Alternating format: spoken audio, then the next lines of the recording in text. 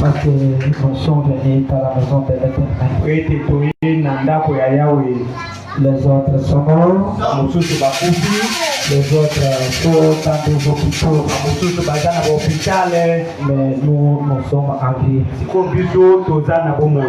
Ce n'est pas parce que les dimanches nous étions ici. Ou bien parce que nous sommes des chrétiens. Mais c'est son amour envers nous. Et rien ne peut nous empêcher pour nous servir. Et avant tout, je ne cesse jamais de remercier notre pasteur Lambert, pour sa confiance envers moi, pour soutenir du haut de la chair. Beaucoup de pasteurs, pour laisser la chair, c'est trop difficile. Mais quand pasteur nous laisse sa chair, ça montre l'amour et la confiance qu'il a en nous. Et je ne peux pas oublier notre administrateur Rodrigue. Parce que grâce à nous aussi, c'est pouvoir me voyez ici. Si lui aussi n'a pas confiance envers moi, il nous pouvait aussi faire les efforts de nos quartiers. Mais il a aussi confiance envers moi. Révérend Rodrigue, que Dieu vous bénisse richement. Et vous aussi, que le Seigneur vous bénisse. Je ne sais pas si les autres sont surpris. Mais vous savez, quand vous regardez les matchs de football, quand vous voyez peut-être votre ami en train de jouer, ce n'est pas le jour où tu as vu qu'il est devenu un joueur. Non, il était déjà un joueur. Mais il y a que des changements de stade. Est-ce que vous êtes là? Est-ce que vous êtes là? Je vous demande de vous tenir debout pour honorer la lecture de la parole. Nous allons lire dans Nombre chapitre 21 au 7e verset jusqu'à 9e verset. Et nous allons lire encore dans Jean 13, 14 à 15. Chapitre 13, verset 14. Et Jean 12, 32. Jean 12, 32. Nous commençons avec le Nombre 21. Nombre chapitre 21. Nous lisons en nom du Seigneur. Le peuple veut à Moïse et dit: nous avons péché, car nous avons parlé contre l'Éternel et contre toi. Dit l'Éternel, afin qu'il éloigne de nous ces serpents. Moïse pria pour le peuple. L'Éternel dit à Moïse: fais-toi un serpent brillant et place-le sur une perche. Quiconque aura été maudit et le regardera conservera la vie. Moïse fit un serpent d'airain et le plaça sur une perche. Et quiconque avait été maudit par un serpent et regardait le serpent d'airain conservait la vie. Nous allons lire encore dans Jean chapitre 3 du 14e verset jusqu'à 15. Et comme Moïse éleva les serpents dans le désert, il faut de même que le Fils de l'homme soit élevé. Nous lisons encore Jean chapitre 12 au mon 32e verset. Et moi, quand j'aurai été élevé de la terre, j'attirerai tous les hommes à moi. J'invite le frère Charles de faire un mot de prière. Dieu bien-aimé, l'auteur de la vie, nous avons lu cet texte, Seigneur. Nous attendons à toi afin que tu puisses nous donner les contextes. Nous chassons tout esprit qui nous a précédés dans cet endroit, qui peut venir après pour nous désorienter dans cet endroit. Nous les chassons et nous les condamnons que c'est libéré notre présence.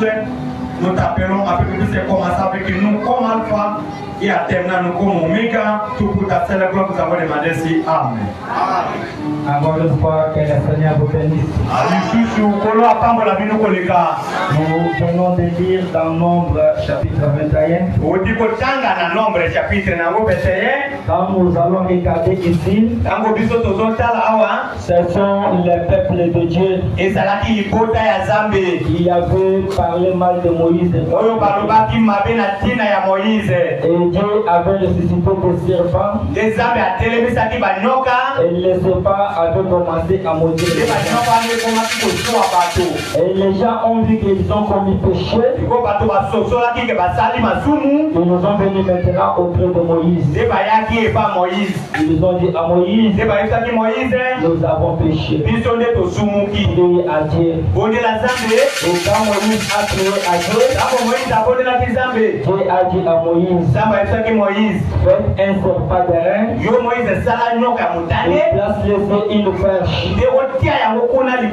Tout celui qui aura été maudit par un serpent, qu'il regarde et il doit trouver la vie. Quand vous serez maudit par un serpent, il n'y avait pas de problème. Les problèmes étaient seulement de regarder. Lorsque vous allez regarder, et vous allez trouver la vie. Et j'ai intitulé mon sujet, Dieu a pourvu à la guérison pour cette génération. Amen. Est-ce que vous êtes là? Est-ce que vous êtes là? Dieu a pourvu à la guérison pour cette génération. Et comme terme, et regardez, et vue. Est-ce que vous êtes là? Est-ce que vous êtes là? Je me relève pas Branham. Parce que moi j'aime Branham. Est-ce que vous êtes là? Est-ce que vous êtes là? Est-ce que au milieu de nous, il y a un visiteur? Si un visiteur parmi nous, vous pouvez savoir le il n'y a pas un visiteur? Le Seigneur vous bénisse, ma soeur. Parce que moi, si je parle chez quelqu'un, s'il ne me salue pas, même s'il me donne à manger, je ne peux pas manger. Ma soeur, sentez-vous à l'aise. Vous êtes parmi vos soeurs. Nous sommes les croyants du méchant de Frère Branham. Mais nous ne l'adorons pas. Mais nous l'aimons. Est-ce que vous êtes là? Est-ce que vous êtes là? Est-ce que vous avez mal à ce qui passe? Parce que j'aime se tenir devant les croyants de Branham. Est-ce que vous êtes là? Est-ce que vous êtes là? La Bible confirme. La Bible confirme. On lisait Moïse. Le jour du sabbat. Est-ce que vous êtes là? Est-ce que vous êtes là?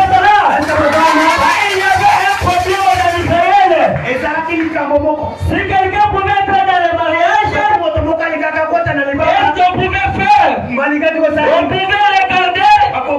Qu'est-ce que Moïse a dit? Si quelqu'un va bien la dignité, on doit regarder. Qu'est-ce que Moïse a dit? Moïse était le représentant de Dieu. Et Dieu avait dit, je vais livrer, je vais maintenant récupérer mon peuple d'Israël.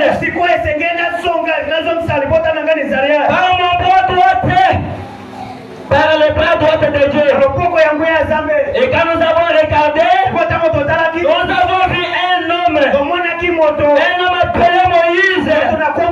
Qui a libéré les enfants d'Israël. Aujourd'hui, Dieu nous a visités à travers un ministère d'un prophète appelé William Mario Branham. Je suis dans la prédication. Le frère Branham a intitulé Et à qui les bras de l'Éternel a-t-il révélé? Au paragraphe 31. Prêché le 24 août 1950. Et terminé le 24 1960. Frère Branham a dit les servants de Dieu ne pouvaient prier pour quelqu'un. N'est-ce pas? La piscine de Bethesda. L'ange ne priait pour personne. Il y avait une eau agitée. Est-ce vrai? Les gens regardaient tout simplement et vivaient. Mon message, c'est regarder et vivre. Les gens regardaient tout simplement et vivaient. Pour ceux qui étaient du serpent et du temps des apôtres, on couchait les malades à l'ombre de Pierre. Et les malades étaient guéris. Le Branham a dit, eh bien, si vous ne croyez pas qu'on est des nouveaux au temps biblique, si vous ne croyez pas qu'on est des nouveaux dans le temps biblique, c'est juste une répétition. En ces derniers jours, Dieu appelle un peuple du milieu des nations. Il appelle les juifs et l'église des gentils. La même chose, une alliance. Est-ce que vous êtes là? Quand les gens partaient de la piscine de Bethesda, si vous avez la maladie, quel était le problème? Vous allez attendre que l'ange puisse descendre dans l'eau. L'ange doit descendre dans l'eau. La toute première personne qui doit tomber dans l'eau pour trouver la guérison. Est-ce que vous êtes là? Il n'y avait pas de problème de l'abondance. Le problème était seulement et se jeter dans l'eau. Je suis en train de livrer Branham. J'ai approuvé la guérison pour cette génération. Jusqu'à 1954. Paragraphe 21. Frère Branham a dit, est-ce que vous aimez les prophètes? Quand il tombait malade, il n'avait pas à aller chercher des médicaments. Dieu avait pourvu à l'expiation pour eux. Il n'avait pas un serpent terrestre. Il avait placé sur une perche. Il avait dit que quiconque le regardait serait guéri. Et chaque homme qui le regardait et croyait, Dieu le guérissait. Les serpents terrestres ne pouvaient prier pour personne. Il ne pouvait pas imposer le maire. Il n'avait pas de maire à imposer. Mais Dieu avait pourvu à un moyen pour eux. C'était de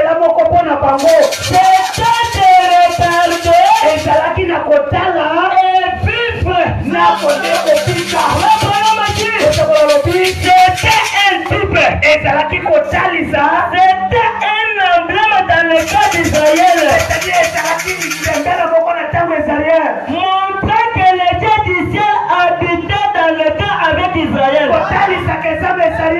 azova na kati ya lopoto Israël. Lorsqu'on voyait un homme maudit par un serpent, Un homme que rien ne pouvait guérir, un homme que rien ne pouvait guérir, un homme que rien ne peut guérir, un homme qu'il n'y aura pas un médicament, une chose, quelque chose qui peut lui donner la guérison. Il regardait de tout son cœur à cet emblème et croyait. Le lendemain, on le voyait bien portant. C'était un signe pour chaque Israélite qu'il pouvait regarder et vivre. C'était un signe. Abraham a dit, depuis que Dieu a créé l'homme, l'homme pour voir, l'homme peut toujours voir quelque chose d'invisible, quelque chose qu'il voit. Il représente Dieu.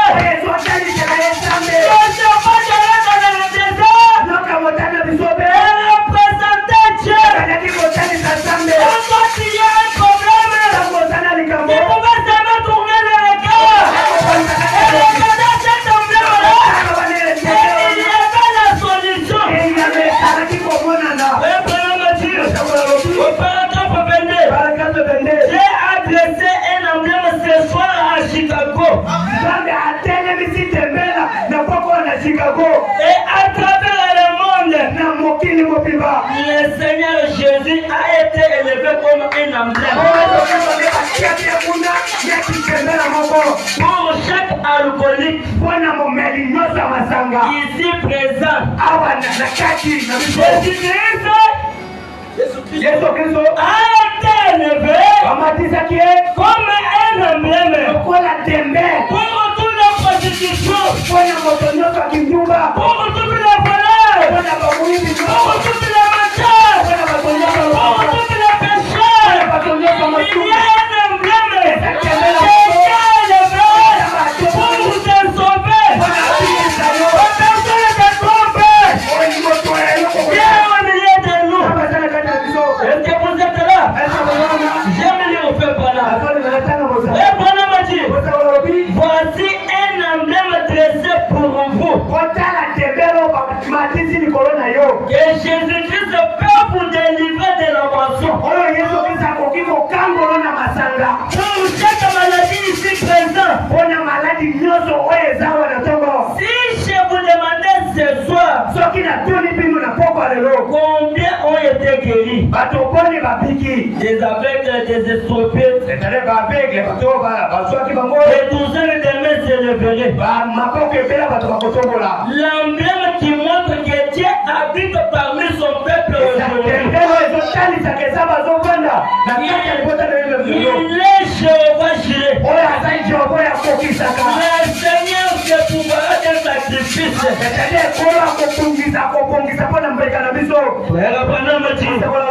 Après que le sabbat ait été utilisé comme un emblème pendant plusieurs années, ensuite, peu après, ils se sont mis à adorer les serpents plutôt que les dieux qui les représentaient. Le prophète est allé prendre ces serpents et l'a mis en paix. Regardez l'homme, les serpents de reine, les serpents de reine n'étaient pas Dieu. Mais le serpent représentait Dieu. Maintenant la nature de l'homme, l'homme a commencé à adorer les serpents de reine. Les serpents n'étaient pas Dieu. Et ils ne représentent Dieu.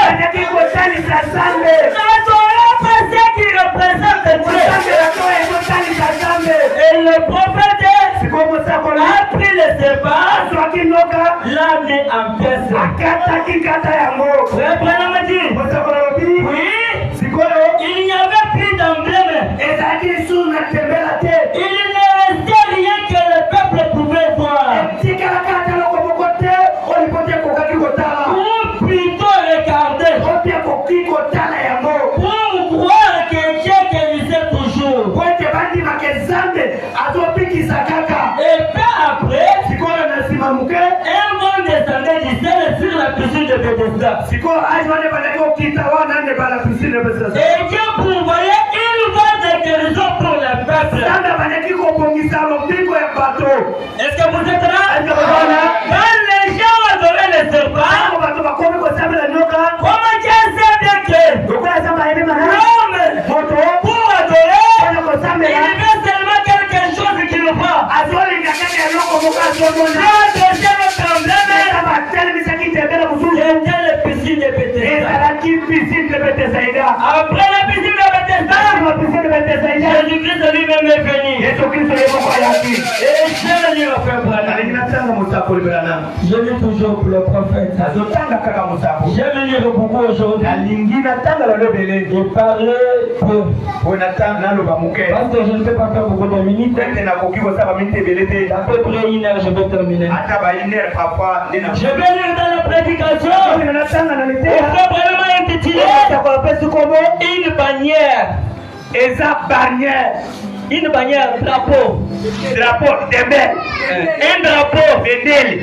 Au paragraphe 24. Paragraphe 24. Prêché le 19 janvier 1962. Etiamela 19 janvier 1962. Frère Branham a dit, Mosako lobi. la bannière, Dembela. naturellement, Eza penza koloba. nous savons tous ce qu'une bannière. Biso toyebi nyonso eza dembela wana. C'est quelque chose qui est élevé en commémoration. Eza eloko moko oyo bamatisi yango po ete bato bakoka kokanisa.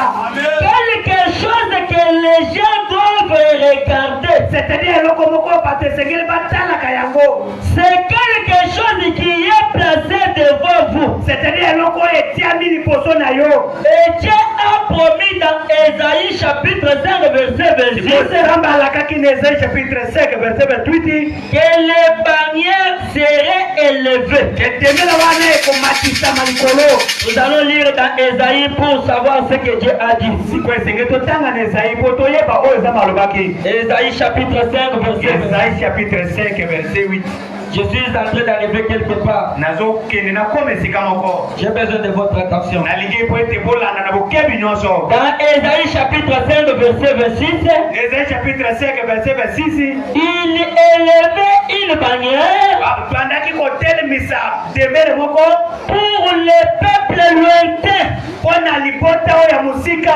Et il siffle un des extrémités de la terre. po ete babandaki kobelela ntina suka ya mabele. Dieu enlève un drapeau tetele samba azomatisa dembele moko pour les peuples lointains. mpo na libota ya mosika. Les gens qui étaient lointains. bato bazalaki mosika. Est-ce que vous êtes là? eske bokoona Je suis toujours dans la prédication. naza kaka na liteya. Dieu a prouvé la guérison pour cette génération. na babongisaki lobika mpo na libota oyo. Maintenant au paragraphe 32. sikoyo na paragrafe 32 Frère Branham a dit, mosakola lobi. est-ce que vous êtes là? eske bokoona. Oh là là là.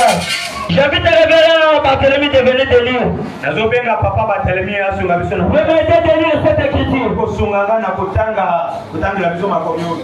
C'est le paragraphe 32. eza na paragrafe 32 Je ne peux pas lire moi seul. nazokokotanga moko te. Vous savez qu'un emblème, oyebi ke dembela c'est quelque chose eloko moko que Dieu doit élever, kama esengela que les gens doivent regarder. ete bato bakoka kotala yango. Et c'est le paragraphe 32. esengi otanga na paragrafe Est-ce que vous êtes là? Est-ce que vous êtes là? Vous savez le prophète?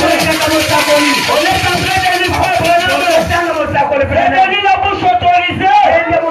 La parole de Dieu aujourd'hui, c'est ce que fait Branham a dit. Il n'y a pas de salut. Nous lisons tozotanga Dans la prédication, Dieu a pourvu à la guérison pour cette génération. Paragraphe 32.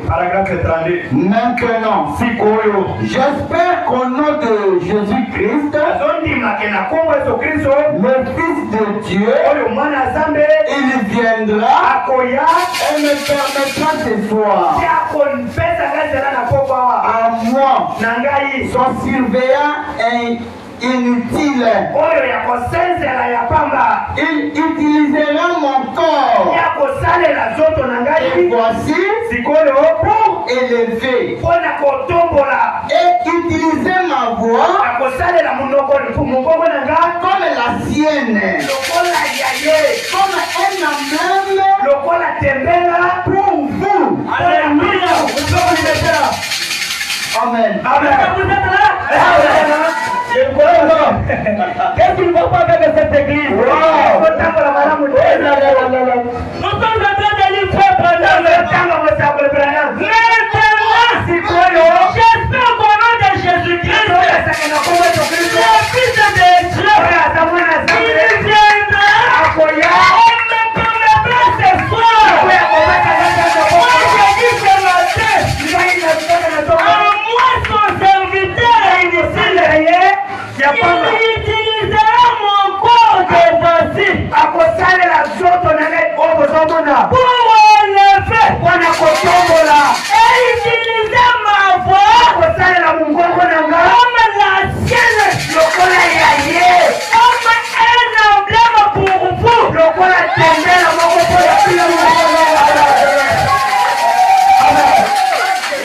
Puissamment recevoir cela comme sacrifice auquel il a été pourvu. Pourquoi les secrets pour mon yango lokola mbeka oyo babongisa mpona bino Mais lui qui est ici, moto azawa son sacrifice auquel c'est-à-dire mbeka na ye solo il a été pourvu pour la maladie. oyo abongisaki mpona bato bazopela Et le péché ce soir, po masumu na tongo lelo aujourd'hui ce matin, ezoloba na tongo lelo il est présent. oyo aza awa Il lelo est ici maintenant. aza awa na tongo ya lelo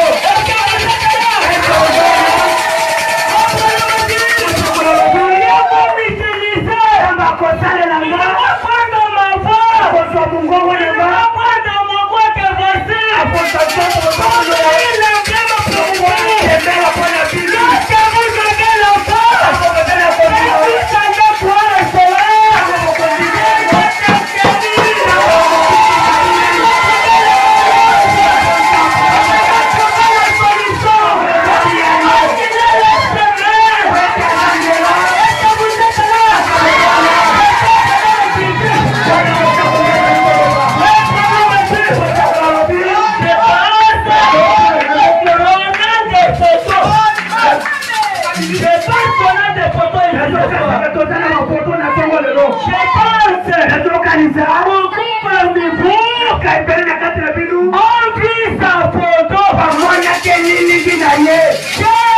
cela. Il y a quelques instants, or un homme qui voulait savoir si je viendrais à Chicago, ici peut avec un litre au monde quelque chose. Toute la ville est toute comme cela. Et il venait d'assister au réunion, il a dit, et comme il a dit, c'est ça, c'est que Chicago a besoin, c'est que la ville de Kinshasa a besoin. Il a dit, cela ne serait pas assez. Frère Branham dit, eh bien, la chose, on a la photo. On a pris la photo plusieurs fois. Elle est là dans le livre. Il y a une copie avec la déclaration de Georges là hier. Il y a une autre photo qu'un porteur de journal avait prise une fois. que ya momembi ya bajournal azwaki mbala moko Et là, eza wana et tout. na makambo nyonso Elle est ici maintenant à cette estrade. azawa sikoyo na metimbe lelo Vous pouvez ne pas voir cela. okoki mpe komona yango Visiblement, na pwasa peut-être que vous le pouvez. kaka okoki komona yango Je ne sais pas. nayebi te Je sais qu'il est ici. mpe nayebi ka azawa Mais s'il est ici, sikosoka azawa il parlera clairement akoloka na pwasa afin que vous sachiez qu'il est ici. ete mososolake ye azawa C'est pour vous un emblème que Dieu a pourvu. ame eza mpona bino oyo kendela oyo samba akokisaki mpona bino Est-ce que vous êtes là? C'est pour vous un emblème que Dieu a eza pourvu. mpona bino kendela oyo samba akokisi mpona bino Je vais vous le faire pardonner. nakinotala mosakoli Je suis dans la prédication. naza na liteya Comment l'ange est venu à moi. ndenge nini azalaki epa na ngai Est-ce que vous êtes là? ese kozala Au paragraphe 280. paragrafe edesakaterebelka Verset le 17 janvier 1955. Ouais, prenez ma Dieu. mosakoli olobi Mais, sikoyo bon, eza malamu vous qui ne l'avez jamais vu, bino botikalaki komona ye te qui ne l'avez jamais vu, oyo botikalaki komona ye te et qui l'avez vu avec votre œil naturel, oyo bomonaki kaka na miso na bino ya molimo mais qui n'avait jamais vu la photo. oyo bomoni kiliniki na ye te Il reste que ceux qui voient la photo ezotikala kaka oyo bakomona eliniki ont une plus grande preuve que vous qui l'avez vu. sokakeno oyo bomoni poto na yo eleki oyo bomonaki na molimo ya miso ya molimo Une grande preuve que vous qui l'avez vu avec votre œil naturel. amen boleki kososola makambo na oyo bamonaki na miso ya molimo En effet, sikoyo na kotala avec votre œil naturel, miso ya molimo vous aurez pu faire erreur. okoki kotala makuya Vous aurez pu être une illusion de boutique. kwete ekotala ekotikala na kati ya bino mwalo loyenge moko ozososola te Pas vrai? eza solo te Mais cela, me yango ce n'est pas une illusion optique. wana eza makambo ya mutu te C'est la vérité. eza ne solo Les recherches scientifiques oluka bato mayele ont démontré la vérité. batalisaki solo Donc, sikoyo le Seigneur Jésus a accompli ceci. nkolo yesu kristo akokisi yango Que pensez-vous que c'est? kozokanisa nini aza Est-ce que vous êtes là? Vous dites, reprenons. kobrana Je crois que c'est la même colonne de feu qui a conduit les enfants d'Israël de Dieu. ondimaka eza kaka likonzi ya moto oyo etabakolana eza na bitobe Je crois que c'est le même ange de lumière qui est entré dans la prison ngane ezokasaka eza kaka aji ya pole oyo akotaki na boloko et qui est allé où retrouver Saint-Pierre, oyo akendaki okuta se pierre qui l'a touché, oyo asimaki et qui ye est allé ouvrir la porte, oyo akendaki ofungwela ekuke a fait sortir oyo l'extérieur abimisaki ye libanda dans la lumière. kuna na pole Je crois que c'est Jésus-Christ. ezondimaka eza moto kristo Le même hier, oyo aza aujourd'hui, et pour toujours.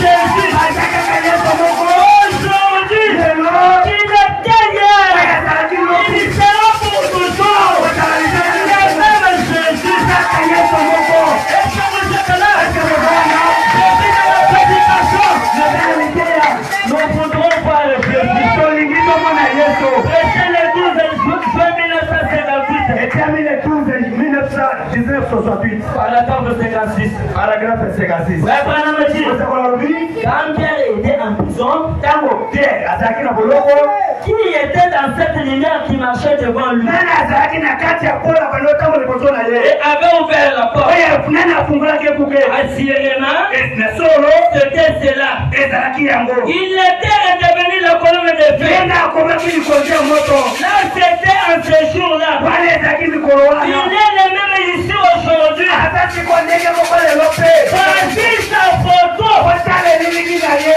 Il a même été prise par la mécanique de l'appareil photo. basoki yango kuta na miso ya mekanike la puissance et la résurrection du Christ. Il demeure le même depuis l'Ancien Testament. Le Nouveau Testament. Il est juste le même aujourd'hui. On dirait, puis-je compter sur cela? Branham dit, le cèpe produira le même fruit. Si c'était le Saint-Esprit, cette colonne de feu à Christ, qui lui permettait de discerner l'esprit, et faire cela,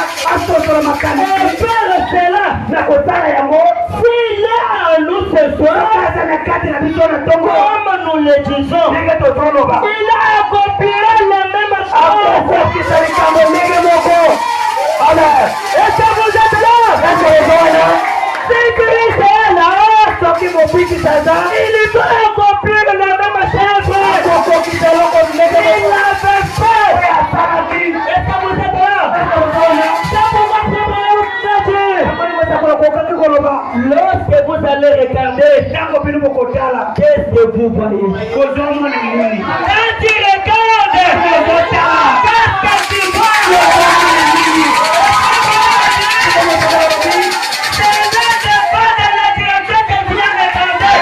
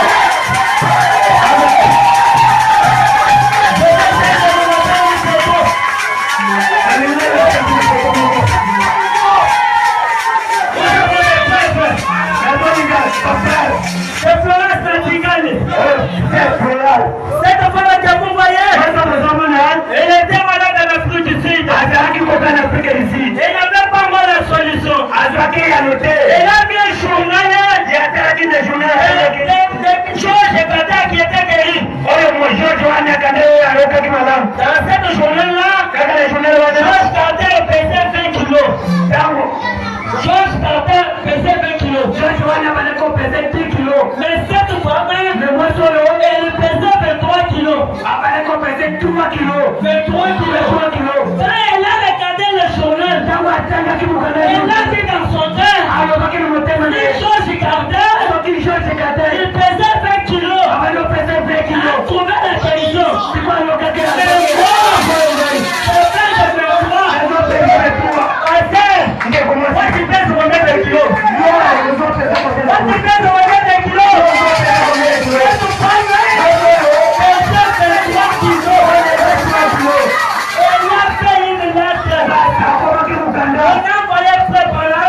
venir en Afrique du Sud. Un frère de Zofani la lettre. Frère de Zofani la lettre. Il a dit, nous n'avons pas le temps d'aller en Afrique du Sud. Cette femme a pris l'avion. Jusqu'en Amérique. Arrivé en Amérique. Comment elle était partie des autres Canada? Elle a pris l'avion. Elle sont arrivés au Canada. Avant Frère Branham. On a laissé le message. On a vu Frère Branham. Et le Frère Branham. Vous êtes entendu à l'urgence. À tel hôtel. Après Branham est parti. Avec quelques frères. Elle est à regarder la scène. Regardez bien sa photo. Les autres ont regardé. Frère Branham, la scène a commencé à dire. Frère Branham, prie même pour moi. Que je puisse mourir. Je cherche même la mort. Je ne meurs pas. Quand Frère Branham a prié, Frère Branham a dit, ainsi dit le Seigneur, il va trouver la guérison. Il ne peut pas mourir.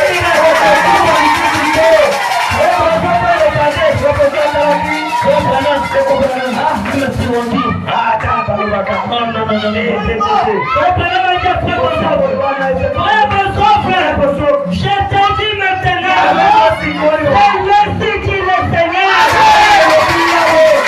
Quand cette femme sera guérie, ça sera ma visite à l'Afrique du Sud.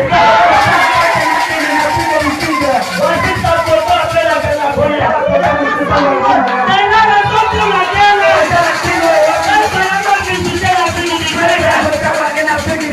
alléluia. Arrivé à l'Afrique du Sud. Et par là, il y avait des multiples miracles. Vous savez, Jésus, il pouvait arriver au fils de Bethesda. Il y avait beaucoup de maladies. Il fait la prière pour les personnes. Et laisser les autres. Et Frère Branham a dit, Jésus-Christ a eu des succès. C'est qu'il avait dans son arrivé à l'Afrique du Sud, il disait le prière, il y avait des multitudes de gens qui commençaient à chanter. Ils chantaient. Ma soeur, mon frère, si vous avez la foi, et reçoit ce que vous cherchez.